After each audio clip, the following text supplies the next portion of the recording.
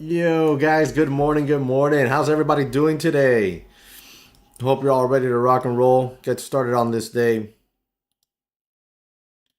Let's see what we got going on here today.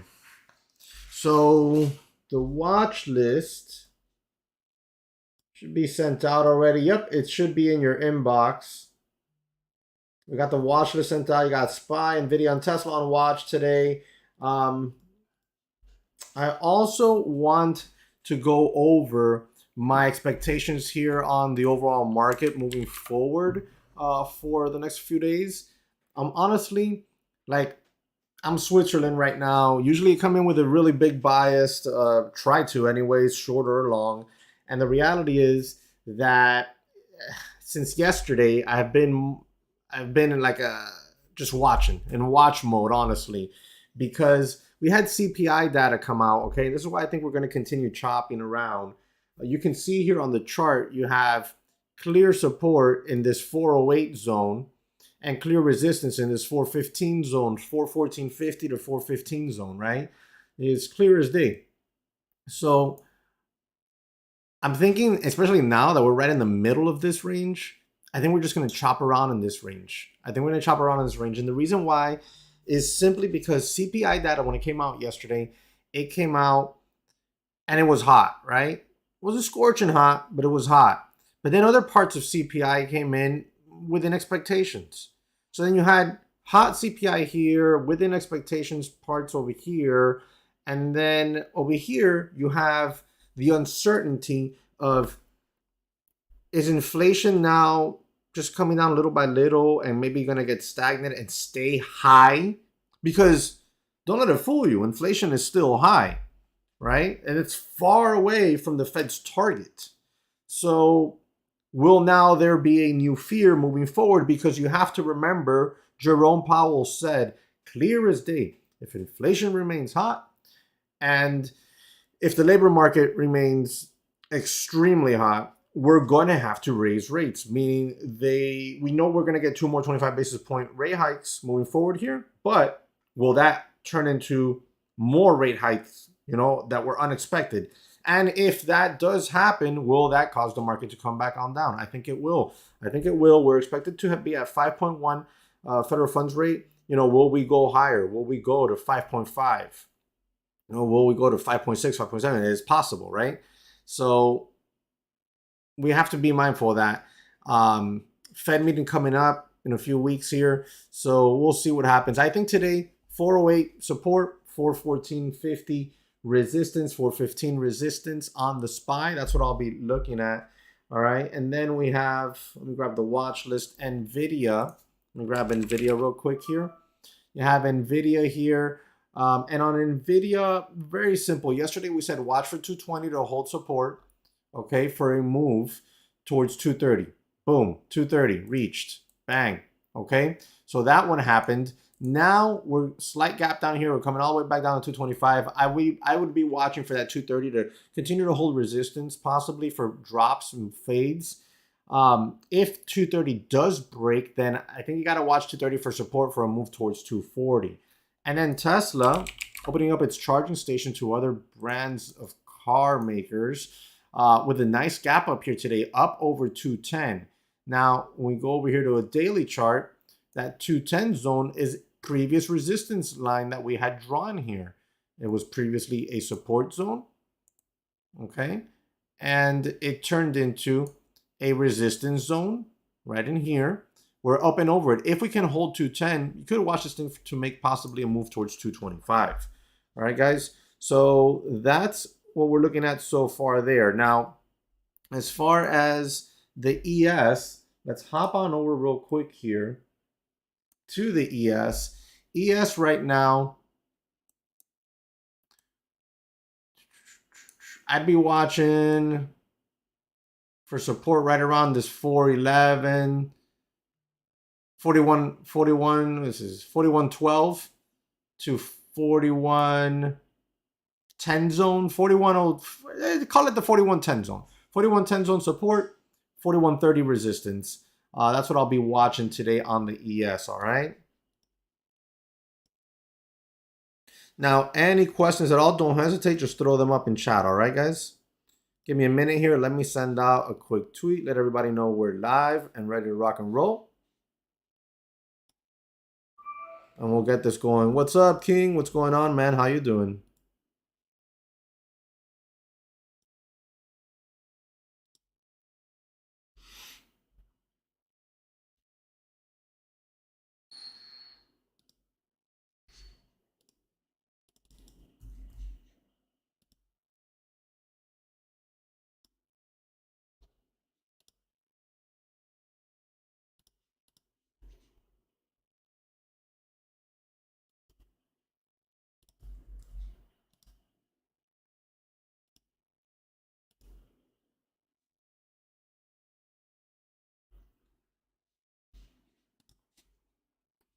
Hey, Adriana, how are you?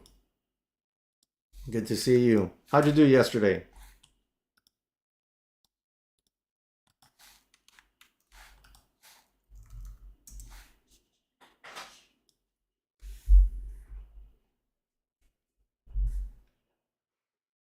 Thank you.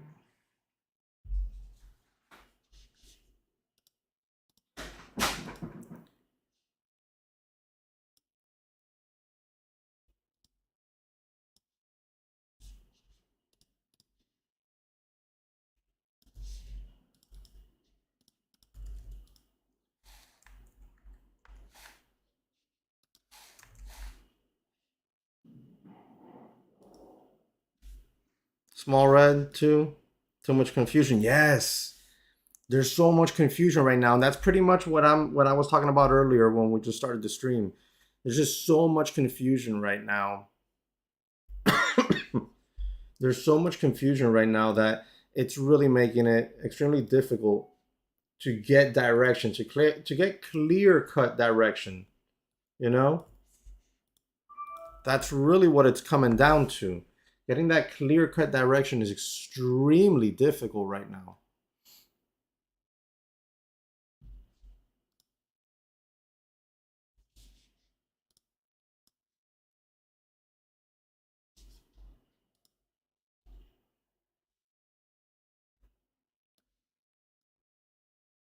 It was the same for me yesterday, small red day. What was yesterday? Tuesday. Monday we had internet issues and I couldn't stream out. So Monday we had internet issues and I couldn't stream out, right? On Friday, I actually took a little bit of a late morning trade after the stream was over. I rarely ever do that. I usually cut the stream out when I'm really just pretty much done on the day. And then once in a blue moon, I look for something in the afternoon. But on Friday, I took a little late morning trade. It got me back to green on the day. But yeah, yesterday, small red day as well for me. 300 and something bucks. Raul, what's going on, man? What's up, bro? Man, I haven't seen you in a while on the streams. I remember you used to come on the streams when I used to do the pre-morning, pre-market watch list streams last year. I remember seeing you there. Glad to have you back on here, man. Dan, what's up? Oh, guys, I completely spaced yesterday. I said yesterday was the last day for the 80% off on the prop firm foundation accounts. I was wrong. That's my bad. Today, the 15th, is the last day. I thought yesterday was Wednesday. I always forget the days. Like, seriously. I'm always like, oh, is today Thursday? Is today Tuesday? Always. I guess it's a benefit of working for yourself where it really doesn't matter because you work every day.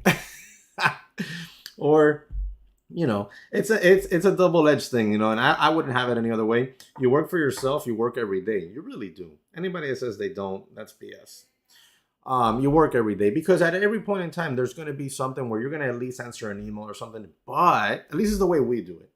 But at the same time, yesterday, I was like, all right, I'm done another day. We left to the zoo, the Miami Zoo. We had an awesome time. I forgot to post some stuff, man. I got to start posting some of this stuff on social media. Here's me and my kid sitting on top of a little sculpture of an elephant. Um, I'll post some pictures later today. I'll post them on the YouTube community section. And then you can just do stuff like that, you know what I mean? Just like, oh, gonna go to the zoo. We're gonna go to the zoo for the day. We didn't come back home until like 3 something. I think we got here like at 3 something, 4 o'clock actually. First thing I did when I got back, then I came sat down here at my desk, opened up the charts to see what the market had done, and I was like, wow, look at what Tesla did. That was crazy. Yesterday's Tesla's run up. Look at that thing, bro. Are you kidding me? What a move on Tesla. And Nvidia too, right to our target of 230. What? All right, so this morning so far here, SPY gap down, trying to hold that 410.75 zone where VWAP is lining at. The ES right in front of 4130 area. 4130 could be a little bit of a resistance zone. I'm not expecting large moves today, so if I take any trades on the ES, I will be quicker on my take profits.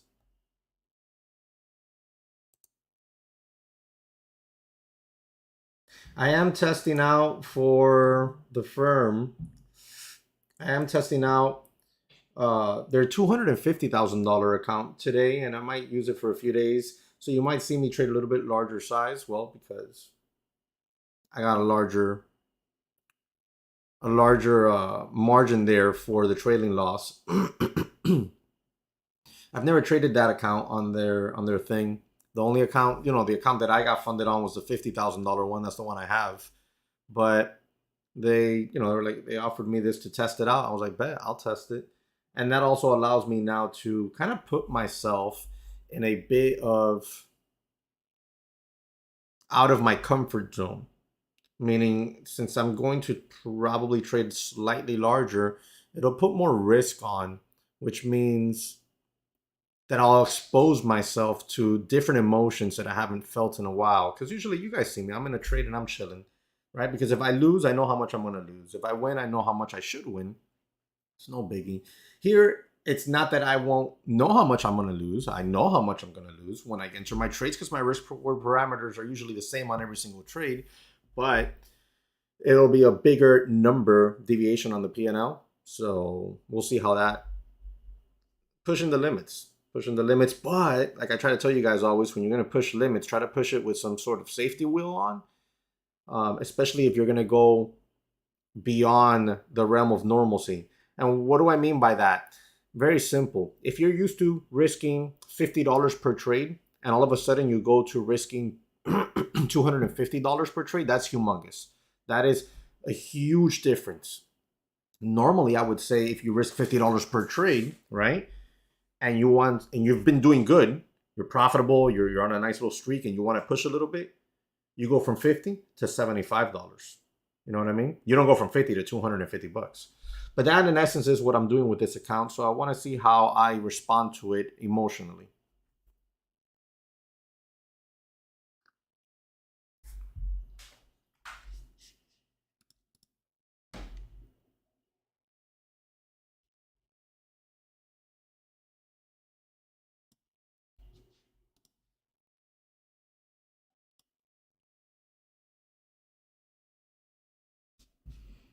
All right, guys. Well, any questions, don't hesitate. Just throw them up in chat, while we wait for some of these patterns to develop. Or if you're looking at a chart and you want me to take a peek at it for you, go ahead and do that. You can put that ticker in chat. So far, the SPY just chopping around here. Looking a little bit tired, to be honest, but you just never know, man, because yesterday's price action was extremely bullish off the back of that CPI news. But the SPY is super, super, super tired. It looks super tired anyways. And we're right in the middle of that trading channel we drew. We're right in the middle of it.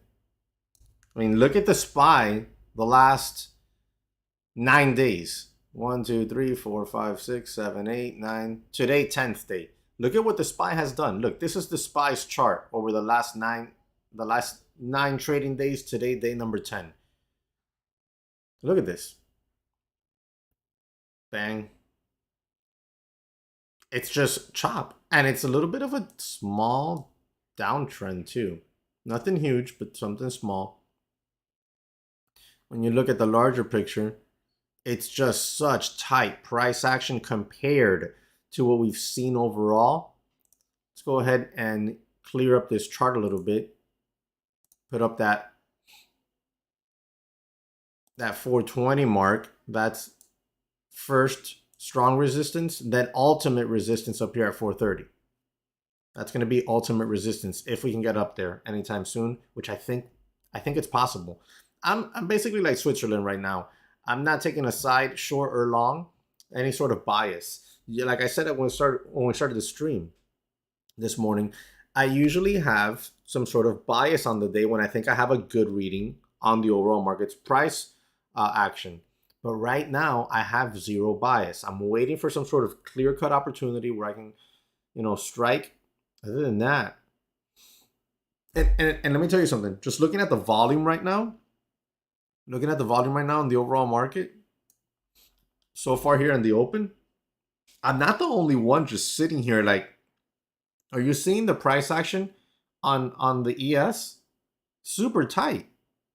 Super tight. No wild swing yet. I'm not the only one that's sitting here wondering what this market wants to do. If you're unsure, today's a good day for you to maybe paper trade or just watch. See if the market gives us any sort of signal for tomorrow.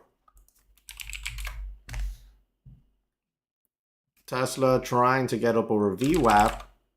NVIDIA with a gap down trying to come back. I'm expecting that 230 to hold up, but if 230 breaks, watching for that move towards 240.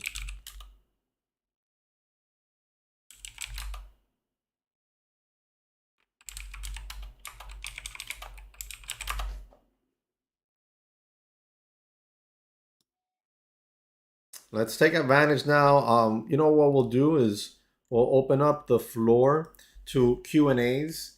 So if you guys have any questions, don't hesitate to put them out there while we wait to see if any sort of pattern wants to develop itself. Maybe we can get some pattern to develop itself. We'll give it some time here, because it's really looking like it might be lackluster type morning. What do I think Tesla will do?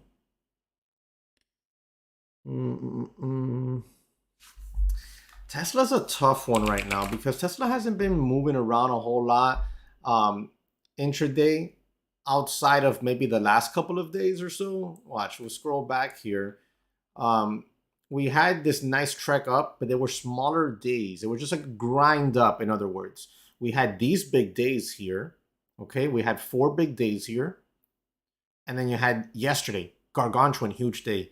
I think after yesterday's action, Tesla might slow itself down here. But honestly, I think if Tesla holds, definitely if it holds that 210, 209 area, if it can hold that, I think it does go and test that 225. Remember a while back, I think last week I said, watch for that 200-day moving average on the daily chart, which is this red line here. Watch for that level to act as a magnet and kind of draw it up into itself. I'd watch for that. I'd watch for that for sure on Tesla. Nice, Amirsky. Good job on Roblox. What time of day is best to trade? That's actually a really good question. And I'm going to tell you why. I'm going to tell you exactly why that's a good question. You'll get a lot of traders who will tell you, oh no, the first 30 minutes of the day are the only time of day to trade. That's it. Anything else is bad. And they'll just they'll look insane as they say this. I think the first 30 minutes of the day are really good. It's a really good time frame to trade. Realistically, I'd say the first 2 hours of the day are generally the best time to trade. Okay, but you need to divide your trading day into like 3 quarters, right? All right, you have the initial start of the day, okay, which is 9:30 to 11:30, right? 12 o'clock, let's say. Then you have lunchtime, 12 o'clock. That's 12 to 2, more or less, give or take, okay? And then you have 2 to 4, and then the market closes. There's 2 areas here where you can capture some really good trades. The first 2 hours of the day, the last 2 hours of the day. The middle, you typically want to see consolidation. You typically do see consolidation. What you normally will see, let's say on a bullish day, is you'll see the market, or a specific stock make a push straight up, let's say. And you'll have your pullbacks here and there, but you'll have that initial surge. And then during lunch, you'll have that sideways consolidation or channel type play. And then in the afternoon, you'll have the potential for that next leg on up if it's a stock that, is bullish. If it's bearish, just flip the same scenario upside down. You'll have a stock that'll drop early in the morning. It'll consolidate during lunchtime under resistance, and then it'll give you your next leg to the downside in the afternoon.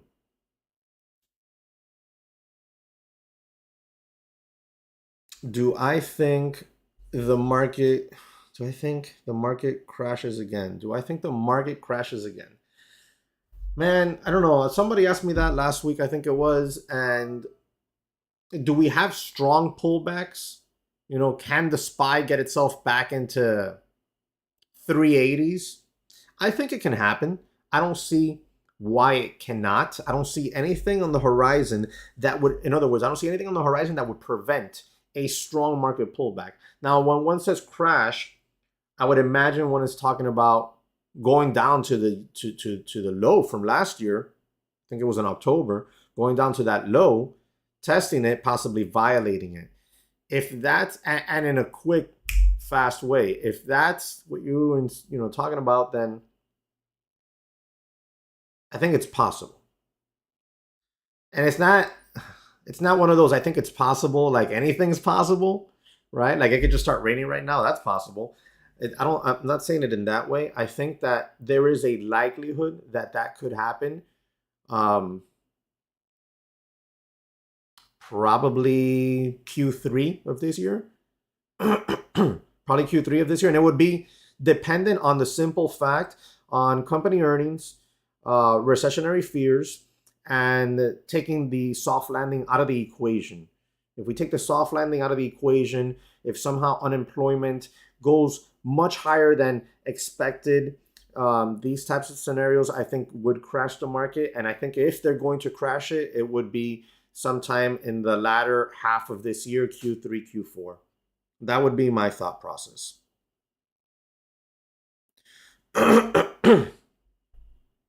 Didi says, I went through your course. Sorry.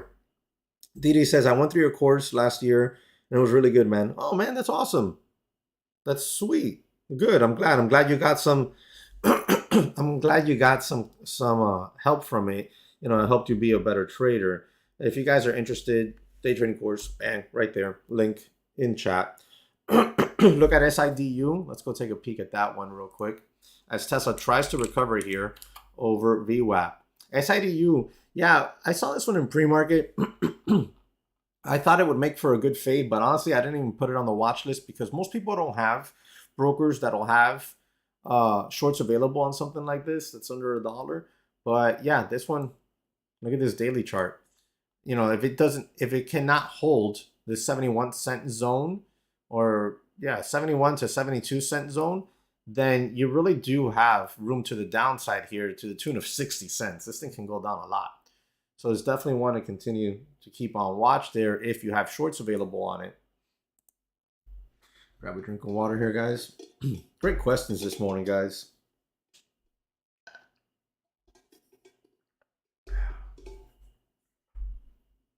What is the best way to trade a bear flag? I love that, BT. BTS mic drop. I love that. What I'm thinking is we can do, it's 9:50 in the morning. I'm still watching the ES here. We're up over 41.30. Volume is not the strongest. The price action looks rather lazy. I'm going to watch and wait to see if I can get a setup that I like. I'm going to be very picky today, guys, in that if I don't get one of my grade A setups, I'm not pressing the trigger. All right? Just letting it be known. This thing can rocket to 41.50 without me, or it could dump to 41.10 without me. If it doesn't give me a setup I'm comfortable pressing the trigger on, I'm not going to press it because I'm not going to force a trade. But what we can do, BTS mic drop, is later on before we end the stream, I'll do a lesson on how to trade a bear flag. All right, fair enough. IG made. I like that screen name. Yo, he says he made $500 today thanks to my watch list. Sweet. Nice work. Congrats. Watch NVIDIA. Let me see here. NVIDIA. Oh, wow, guys. Look at NVIDIA coming on back down, breaking the day's low. It's about to set up for a 9 EMA VWAP cross to the downside. NVIDIA has room to fall here, really, to like 220. The mid 220s to 221s, that would be the area that it has room to fall to. Will it? You know, maybe we catch support here at 221.60s, 222 zone. It's possible, right? This is why you take profits along the way. Like if you would have gotten short this thing on this VWAP breakdown, first take profit would have been in front of the high of day, sorry, in front of the low of day. And then your next follow-up take profit could be 22347, 22350, 22290, and then final take. Well, yeah, final takes between 221s and 220s. Good eye there. I'm sorry, man. Akpinar? I don't want to destroy your name. Oh, damn, B, man. I'm sorry to hear that. That happens, bro. It happens. You've seen it happen to me here. You've seen it happen to me here. We're in a very, very choppy market recently here. Over the last week, it's been a lot of chop. It's either been choppy or grindy. I don't do well typically in grindy markets, and I don't like to trade chop because it's chop.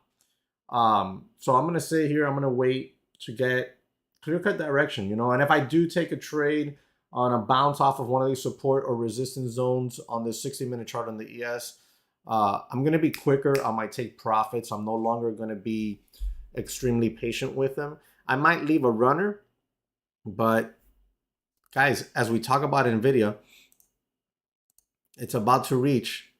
It already reached that next take profit zone, which was right in front of this previous little pivot low. After that, boom, then bang. So you already got, boom, take profit zone there. Let's see now what happens here as we get lower.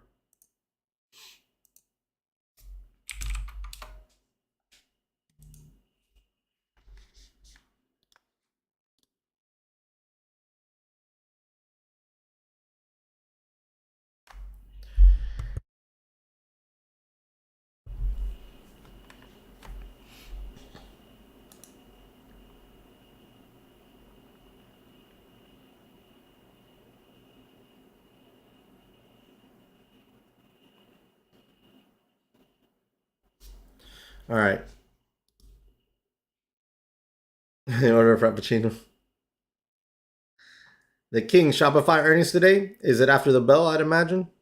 Or did it already happen in pre-market?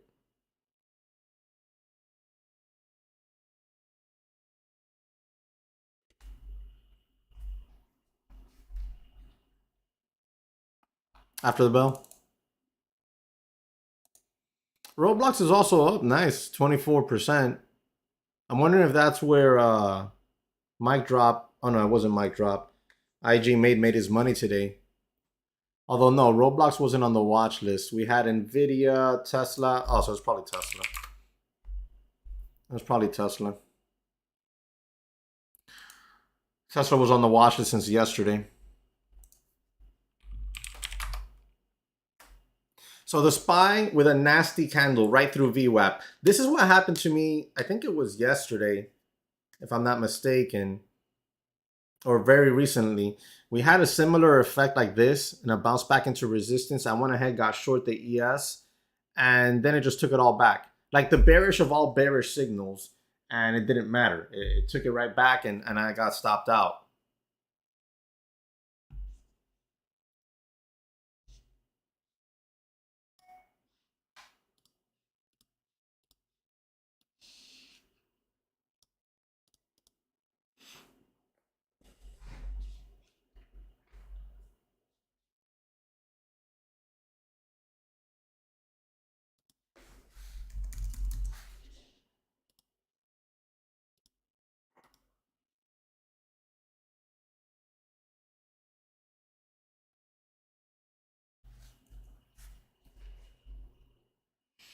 Look how slow, guys. Look at this. Watch. Let me show you.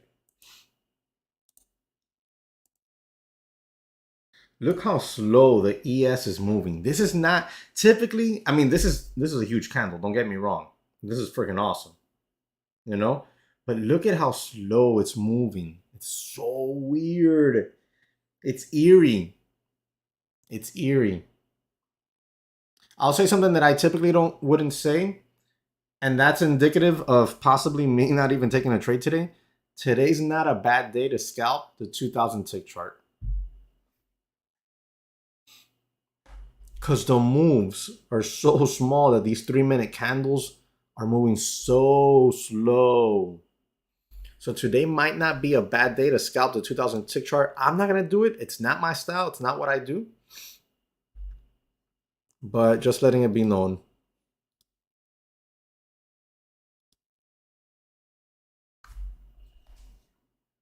Let's see what this SPY wants to do. If it's going to bounce back up into VWAP. Let me see. Let's throw out some fib levels here after this new low. We got the 38.2 Fibonacci level lining up here in this VWAP 9 AMA vicinity. However, this is, remember we talked about 409.50, 409.75 to 410 being support on the SPY? That's where we're at right now. That's literally where we're at right now, right? That's a little pivot low on the SPY. If we crack that, we got room down to 408, which is the major support zone. I mean, if we crack that, that would be where I would probably look for some sort of relief bounce. That's where I'd probably look for some relief bounce.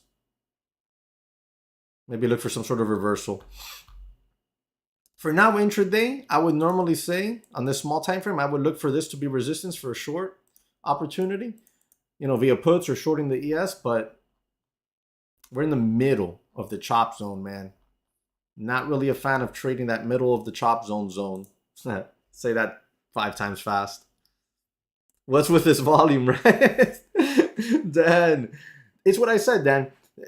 I came into this morning, right? And I said, I'm going to be very hands-off this morning. I'm going to be watching. I want to see what this market has in store for us. Look, you don't have to take a trade every single day. Just because you're a day trader doesn't mean that every single day you have to take a trade.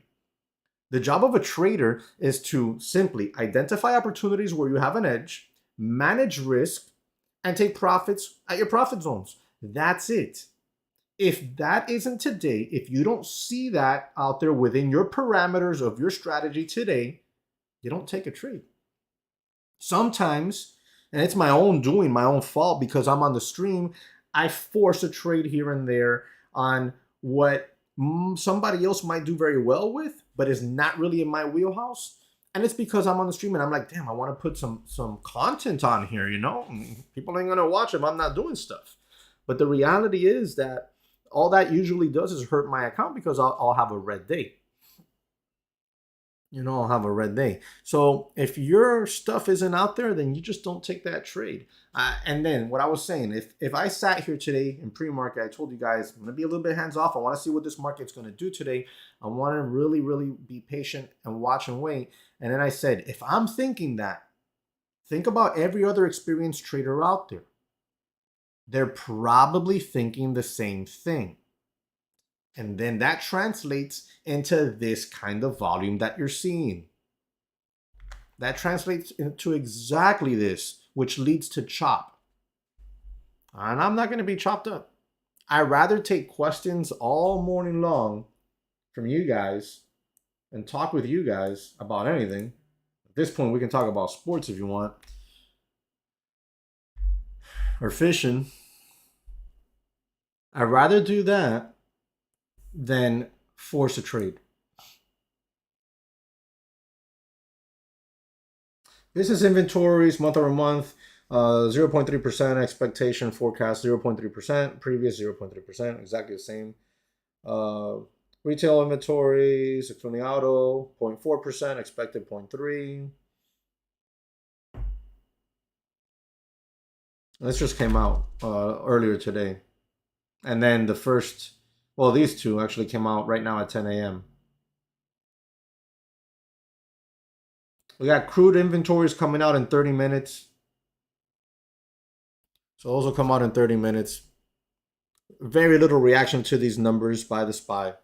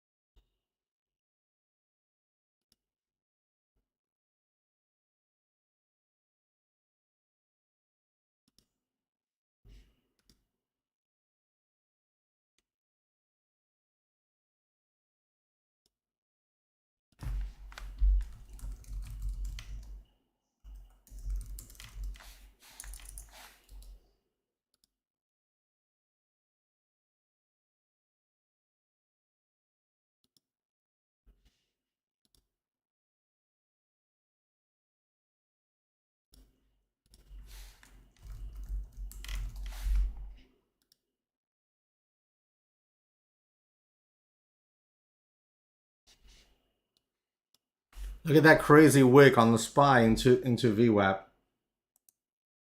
That would have stopped you out if you were short this thing from earlier.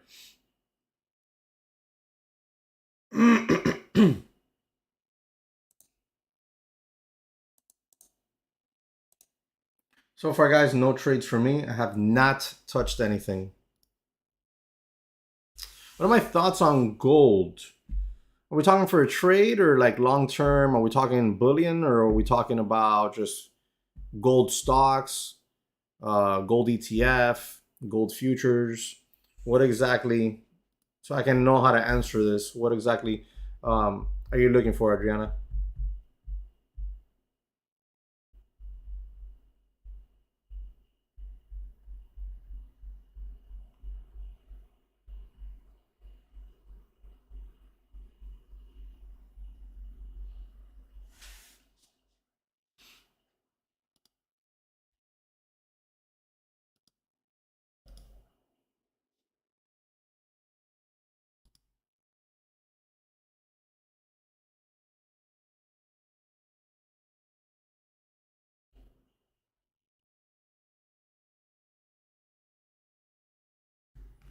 For long term, what are you talking about? Chopping? Like a gold, like a gold stock for long term. I mean, it's high now. It's high now. Can it go higher? Of course it can, especially if we go into a recession. Um, that would be almost the equivalent of oil, right? Is it going to go higher? Probably, especially as we lead into the summer. Um, but it's already high, right? The time to have bought oil, to have bought gold was early 2021. Sorry, early 2022, late 2021. It also depends with your outlook, right? Sometimes, and I don't do this myself, in the long term portfolios, people will have stuff they hold almost indefinitely, and then they have stuff that they trade in and out of cyclical, right? So, like gold, they might, oh, let me protect, let me hedge, let me get some gold, hold it for the next 5 years, wait for the next bull market. I don't really typically do that. At most, what I'll do is like back before the crash, it was all over YouTube. I was talking about this constantly and in the chat room when we had the chat room rolling. I took profits in my long-term portfolio, but just on Tesla. And I took some profits off on Tesla, and then I held on to that to reinvest it last year. And I reinvested that money back into the market last year. My first big chunk was. It's okay. It's okay. My little girl was about to walk in. My first big chunk was on Russian-Ukraine invasion. Then I bought some more later in the year, and then again a little bit in October. Should have bought more in October, but that's at most what I would do. But yeah, that's definitely something that people do. And they'll hold on to they'll hold on to oil, they'll hold on to gold for a few years while the recession is underway. And then once we start to get signals of bottoming out, and something like gold kind of reaching somewhat of a top, they'll start scaling out of that, right? And they'll start moving that back into some of these tech names and stuff like that. Another thing is that you could buy consumer staples, right? You can buy consumer staples and hold on to those. Those are all things that people do. I don't actively trade my long-term portfolios. I just dollar cost average into them on a monthly basis, pretty much. Specifically the retirement ones, which are Roth IRAs that I had. They were regular IRA, converted to Roth, backdoor conversion with Vanguard. So I hope that helps.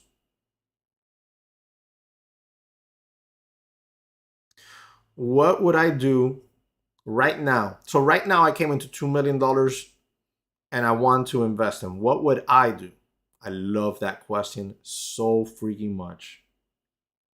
I love that question so much, Dan, because I have not come into an extra $2 million, but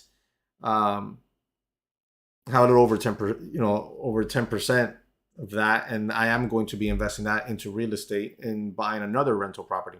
So if I had $2 million in money and I needed to invest it, I would probably put 50 to 75% of that into real estate, into rental properties, right? So I'd easily go out there and I could easily spend $1 million and buy like 8 rentals. And I'm not talking about going out to like,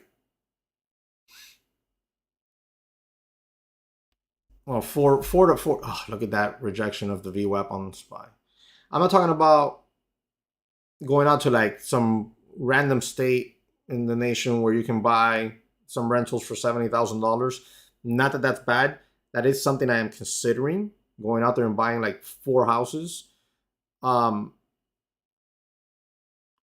The difference, and I'm gonna explain to you, those types of areas. I don't know your background. You could be a realtor for all I know, and you know this, or already a real estate investor.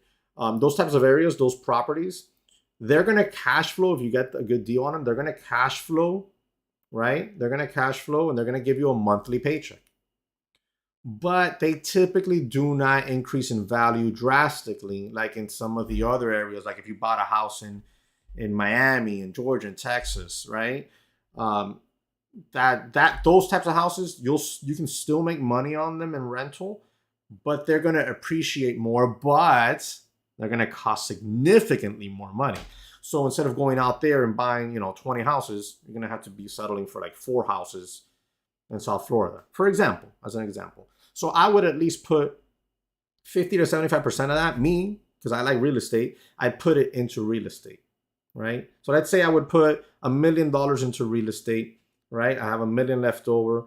I'd probably, because I like sleeping good at night, I'd probably grab $150,000, $200,000, put them in a high yield interest account, and just leave it there. Like right now, my real estate money is in an account where it's earning me 4.03% in interest. That's good. That's good. It's not amazing. It's not keeping up with inflation, but freaking it's better than having it in Bank of America. You know what I'm saying? The reason I would do that was because that would be an emergency fund, right? That would double, because I personally already have an emergency fund, but I would put 100, 200 into that emergency fund, but it'll double as a potential for investments, smaller investments, right? Like if I come across a deal and it's only going to cost me $50,000, whatever it may be. It could be a freaking car. It could be a piece of land. Boom, buy it, flip it, done. You know what I'm saying? So that's what I would use that money for. And then we're talking about, we have what, $800,000 left. I would split that up, maybe not all of it, and definitely not all at once. I would split that up amongst something like the SPY, Snowflake.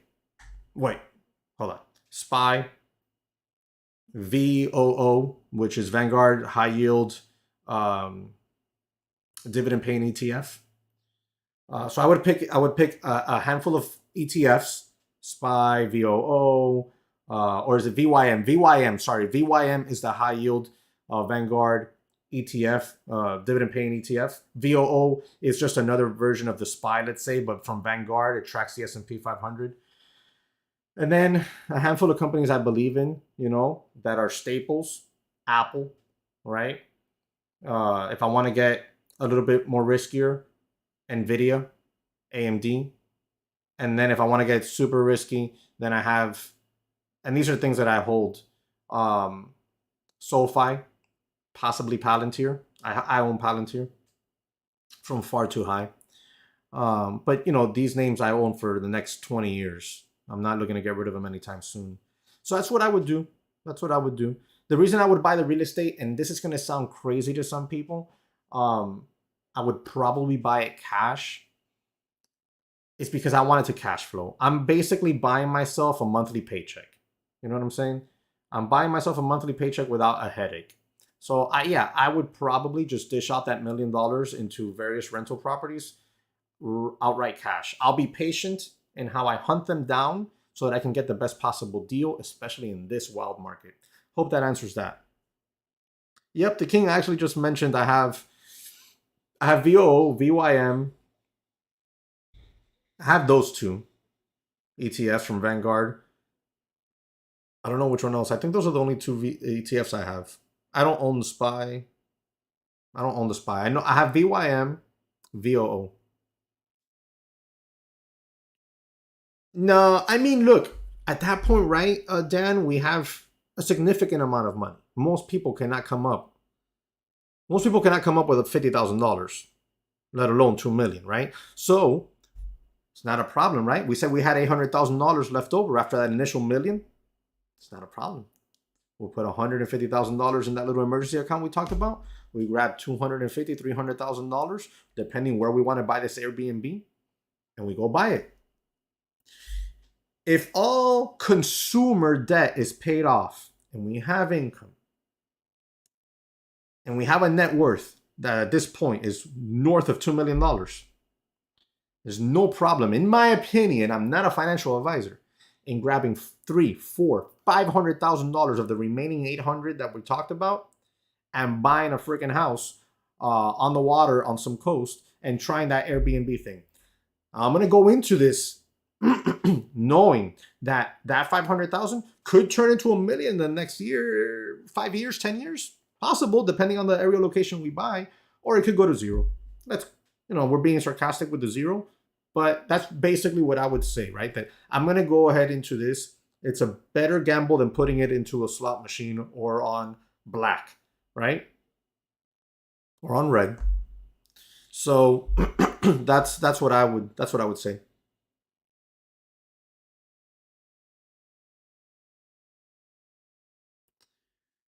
Oh, this freaking clown is back. Guy, I'm not even selling a course. We're literally talking about real estate. Gave you a chance to come back and be a normal, decent human being. You're not. We're not giving you another chance. You're gone. Gone.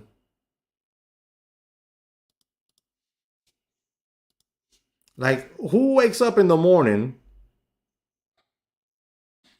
Who wakes up in the morning, right? Lacks the skill to trade among themselves and then goes out to people's live streams to talk garbage. I'm talking about that Jefe guy, Jefe. What a clown.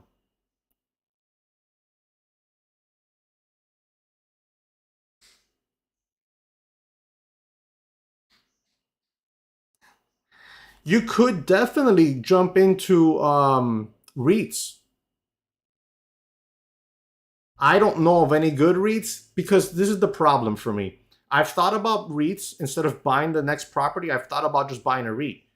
I mean, the income from them is generally extremely good. You get a really good dividend out of them. But I can't sleep in a REIT, right? I'm not going to sleep in the rental property, but I know I could if I needed to. You know what I'm saying? Like, I own that physical property. Even if the building went away, that land is valuable. The REIT can just collapse and go to zero. Nah, I'll pass. Yo, Wasim from Dubai. I don't have a lot of places abroad that I want to visit. I really don't. I'm an outdoorsy person. So I'm not really big on going to visit cities. Like, you probably would never catch me. And it's just, everybody has different likes. You'd probably never catch me saying, oh, I want to visit France. I don't give a crap. I don't care about the Eiffel Tower. It's not a disrespect to anybody that lives out there. It's simply not an interest to me because I prefer the outdoors. I like to go on the ocean. I wouldn't mind, going on the woods to hunt, whatnot. I want to visit the Grand Canyon. I have not done that yet. But Dubai is one place that I would absolutely love to go visit one day.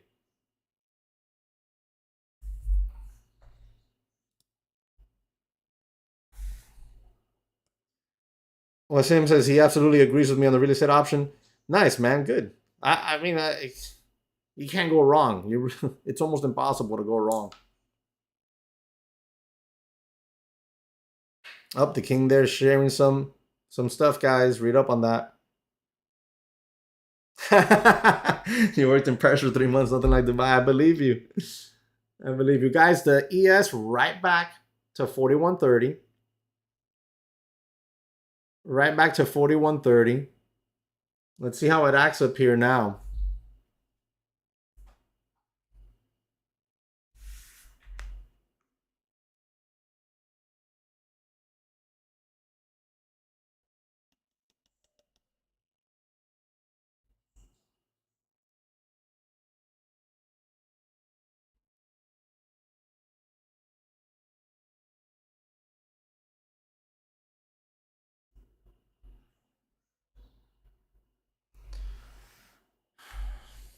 I was waiting to see if that 41.10 would get tested. We got down just underneath 41.14.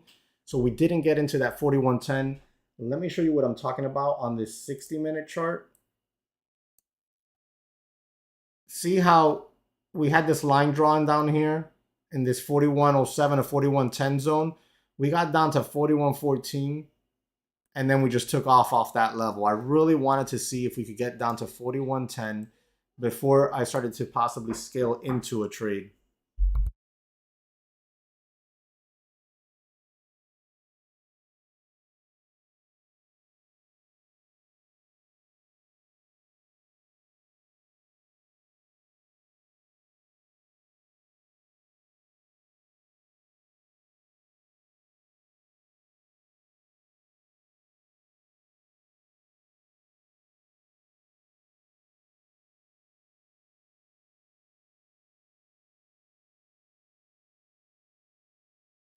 My kid came into the room, so I was showing her that I'm working. Mami, dale.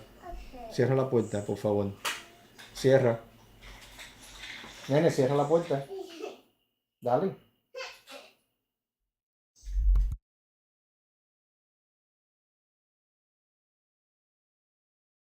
And I was like, I'm working. We'll go play later with you. Close the door. Guys, if you ever get the chance to work from home, man, you know, it's just one opinion from one dude to the YouTube world. If your kid interrupts your work, take advantage, man. Take advantage. Let them interrupt, and enjoy it, because they grow quick, man. I feel like she was just born the other day. She's already turning 4. It's crazy.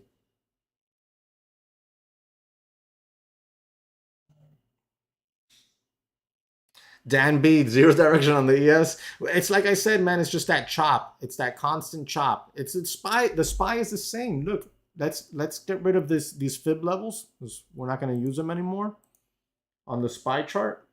And look at the SPY. This is what the SPY has done this morning. That's it. And then we're going to get smart asses like that Jefe guy that came in here. He's probably still watching. He just can't comment. You're going to get smart asses like that come in here, and they're like, oh, you didn't trade? Well, what the freaking hell are you going to trade, my guy? I mean, what, you're that good, right? That you caught this top and you caught this bottom? Come on. I call giant BS. Giant BS. You know, did some people catch one of these? Absolutely. Did some people catch them after getting chopped up here? After getting chopped up here? Yeah, more than likely. I know, I've been there and done that. No, I'll wait for my clean setup and I'll make my bank there. Thank you very much.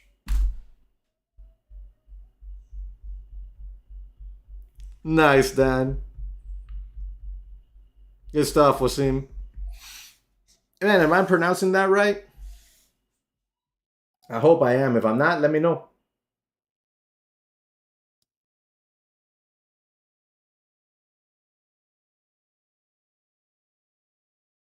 Nice. I always get pumped up when I pronounce, you know, a name that's not common where I'm at, and I pronounce it right. Especially like that on the fly. I just looked and bang. I always get pumped up when I do that. Like I've known you for years. That's awesome. That's awesome. See, guys, I love talking with you guys because you guys are awesome. You're here to learn together and talk, have some fun. What time is it? It's 10:22 a.m., guys. I'm going to give it like another 10, 15 minutes, see if we get some clear direction. If we don't, we're going to jump into that a lesson that Mike Drop asked us about earlier on how to trade a bear flag. So I'm going to, right now, I'm going to put up the equities charts again here for you so you can see the scans while I bring up some charts on my end so we can go over that bear flag lesson in a little while, okay? Let me go ahead and put that up real quick.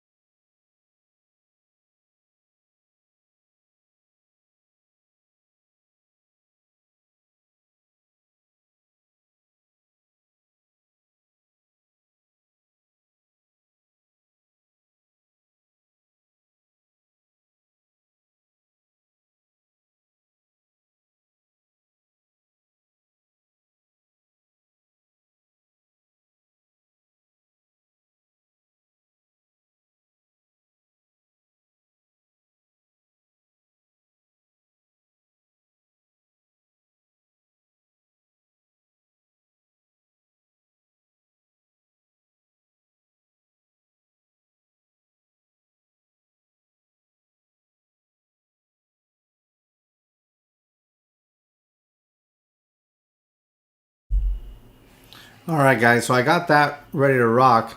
On the SPY, if this level can start to hold some support, you could see a little bounce. Maybe it could take you up here to yesterday's close. But you're going to need that level to hold you support there. If you take a look at the ES, look where we're at. Right back in the middle of this little trading channel. Annoying action. Dan, the man. It's choppy, choppy, choppy, brother. It's just the way it is. It's choppy, choppy, choppy. We can't do much about it at this point. We cannot do much about it at this point, man.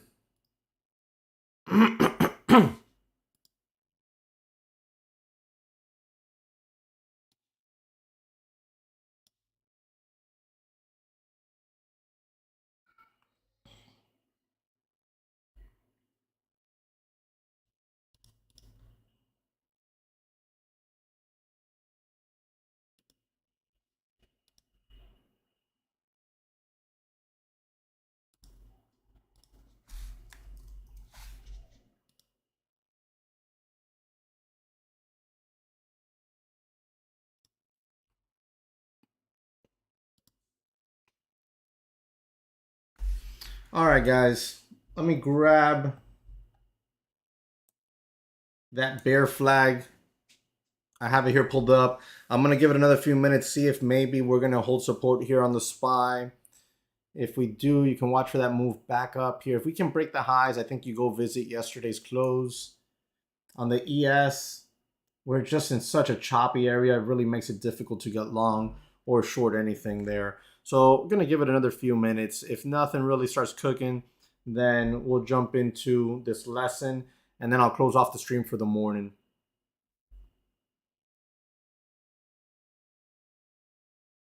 In the meanwhile, if you guys have any questions, now is an excellent time to ask them. So you can go ahead and throw them up in chat there. Yeah, earlier you guys had some amazing questions, and those led into some even more amazing questions. You guys have amazing questions galore today. Don't feel shy. Just throw them up in chat there for me.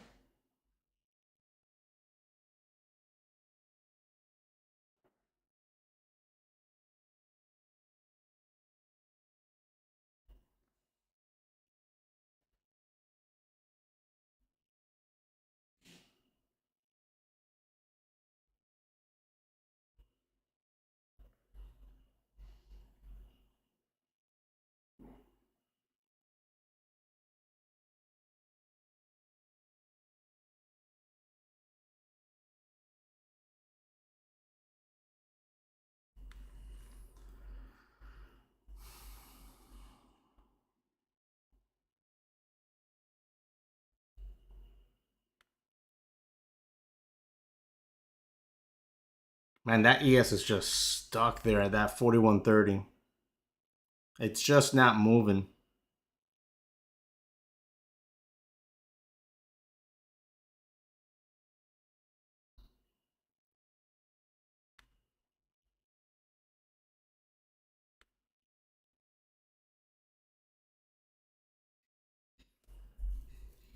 SPY is really trying to hold that VWAP. If it can hold it, you could see a little bit of a move.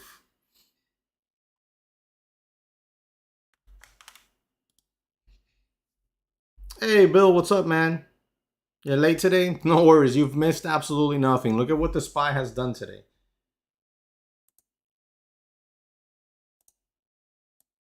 Look at this. That's what the SPY has done today. Really annoying, choppy action. Really annoying, choppy action.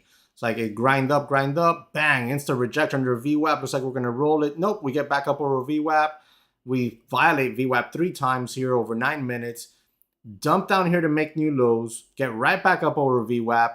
Now we pull into VWAP, showing possible bullish sign here, what could take us through the highs and visit yesterday's close. But bro, it's just been crazy choppy.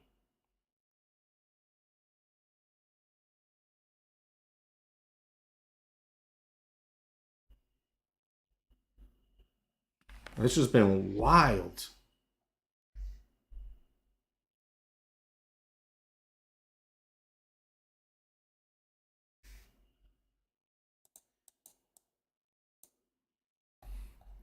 Like when I tell you it's been really, really choppy, it's been extremely choppy.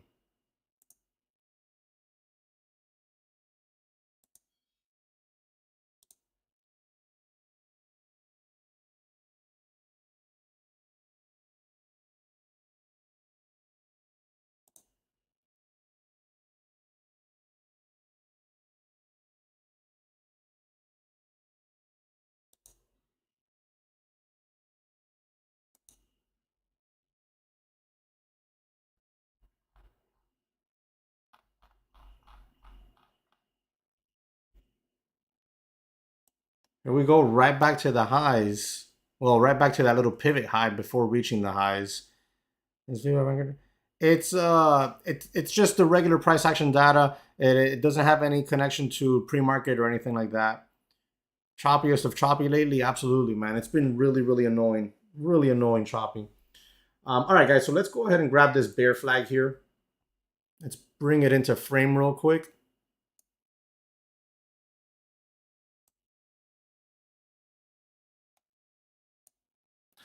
Okay, there we go. We'll try to zoom in a tad as well.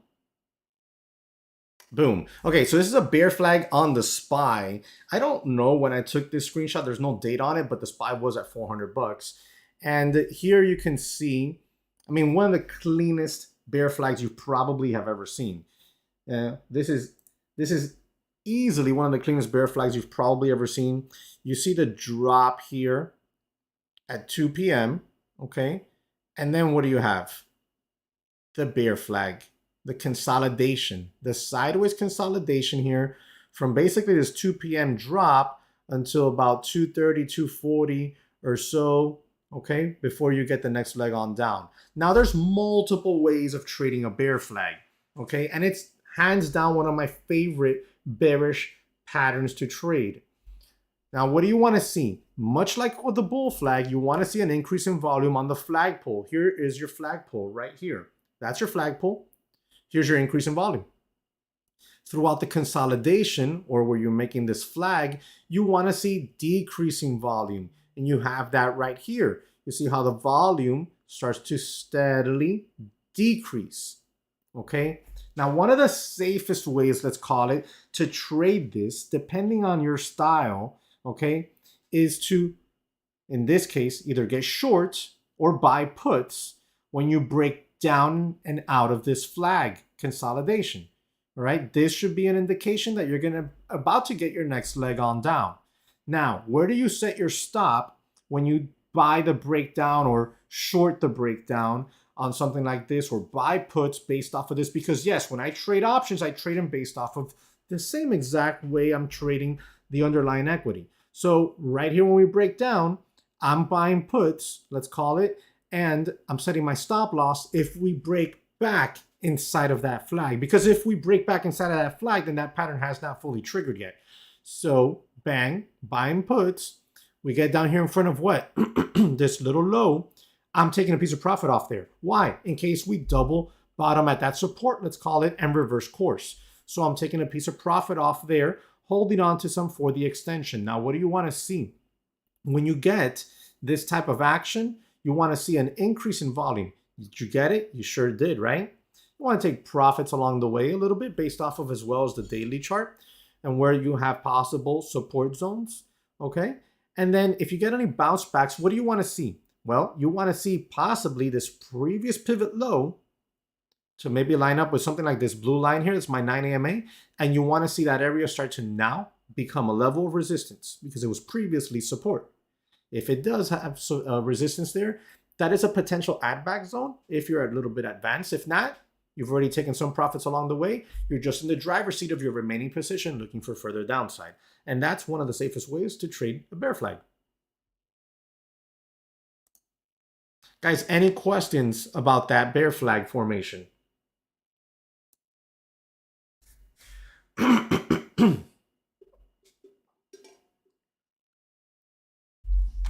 Any questions at all?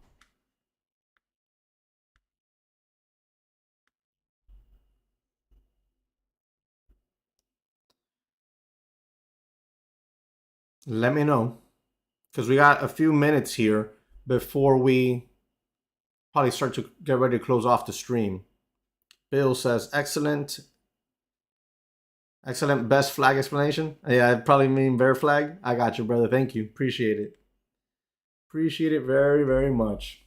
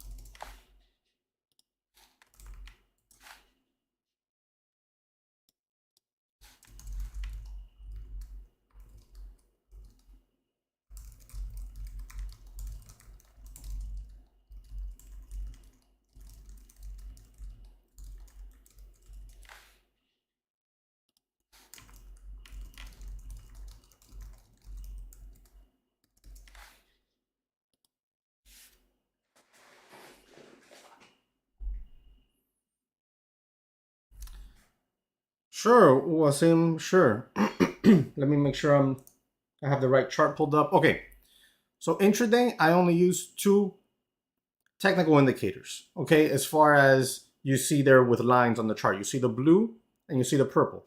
Purple is VWAP, the blue is the 9 exponential moving average, the 9 AMA, that's it. I use volume, I use daily levels, I use a number of other indicators in there, okay? So here you have the volume down here, right? Now let's say here are my support and resistance, okay? So you identify levels and you mark them out on your chart. But as far as actual lines on the chart, that's all I use. I know sometimes you'll see people that have 4 or 5 different lines. It's insane. To me, I say less is more. Less is more, and it really, really changes the chart, cleans it up, allows you to see the price action, and it allows for you not to fall to that paralysis of the analysis type of effect, where you have just so many lines there that it's impossible to really gauge a trade. Since you're new, here is a free course for you. Bam. Anybody that wants to, you can download that free course, and that'll help you, kind of get your feet wet. Completely free. You don't need a credit card or anything to sign up for the free course. It's just there. Yep, my pleasure. No problem at all. Guys, so we stream typically Monday through Friday from 9:15 in the morning until 10:45, 11 o'clock or so. Sometimes we go longer. Especially if we're getting action. But based off of this action here this morning, I have not taken a futures trade today. Look at Tesla doing absolutely nothing. Nvidia, extremely difficult to trade today, but it did reach all our take profit zones for the most part. So anybody that caught that short, congratulations. Outside of that, guys, it's really not much going on out there. So tomorrow I'll be back at 9:15 a.m. Any questions you think of in the meanwhile, don't hesitate to reach out or write them down. And then tomorrow, bring them into chat bright and early. I'll be happy to answer them and go over that with you, okay? Before I forget, once more, the prop firm I trade with, today is the last day. Today's the 15th, so today is the last day to sign up for one of their accounts. Let me show you real quick.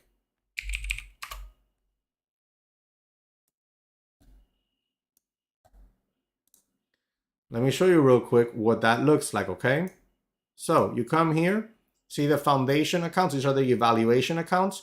You can go with a $25,000 account, a $50,000, $100,000, all right? If you're new to trading and you want to trade in a simulator, but you want to have a little bit more of an emotional attachment to it, but you don't want to risk actual money, this is the best way to go, in my opinion, because you want to pass, right? You want to pass the evaluation process so you can get an account that you're going to get paid to trade in, right? When you're profitable and you deduct money from it, you can actually get paid. So this is the next best thing next to a simulator, in my opinion, if you want to add the extra emotional aspect to it, all right? So you have a number of different accounts to pick from. In my opinion, $25,000 to $100,000 range here is the best for newbies, but it's completely up to you what you want to trade in, all right? The $50,000 account, you got to make $3,000. You have a $2,500 trailing drawdown. Normally costs $180 a month, but with the coupon code I'm going to put in chat here, you're going to get 80% off. So that means it's going to cost you $36 a month. And it's not just the first month, it's for life. So if it takes you 6 months to pass, you're going to pay just simple $36 every single month. Guys, we spend $36 every single month on BS that does not make us better in any way, shape, or form. Why would somebody not do this? I have no idea, but here is the link in chat. All right. So any questions about it, don't hesitate to reach out. I'd be happy to help you. Okay. Thank you guys very much for tuning in this morning. I hope that the bear flag lesson, was beneficial for you. And I hope you were able to take something from today's stream that hopefully made you a better trader. Okay. Any questions, like I said, don't hesitate to reach out, drop them in chat, and we'll be back tomorrow morning, 9:15 a.m. Peace.